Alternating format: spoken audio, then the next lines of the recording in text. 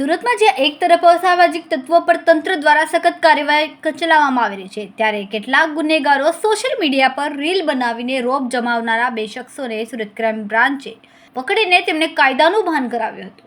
આ બે શખ્સો પૈકી એક નઝીમ અને જે અગાઉ અનેક ગુનાઓમાં સામેલ રહ્યો, પોતાની સાથે અન્ય લુખ્ખા તત્વોને ભેગા કરીને રીલ બનાવીને સોશિયલ મીડિયામાં અપલોડ કરીને પોતાનો રોબ જમાવતો હતો. બીજી બાજુ પોતાને ગોલ્ડન કિંગ ગણાવતો જાફર ભડચક સોનાના દાગીના પહેરીને ભાઈગીરી દર્શાવતો હતો. ક્રાઇમ બ્રાન્ચે બંનેને પકડીને તેમની હકીકત બતાવીને તેમને રીલ ડિલીટ કરાવી હતી.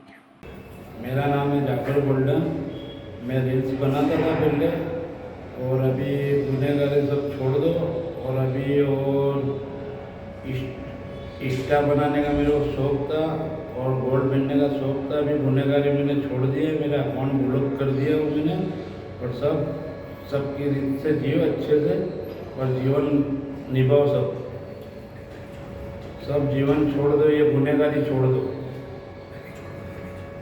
मैंने भी छोड़ दिया गुनहगारी और ब्लॉक कर दिया अकाउंट इंस्टा का।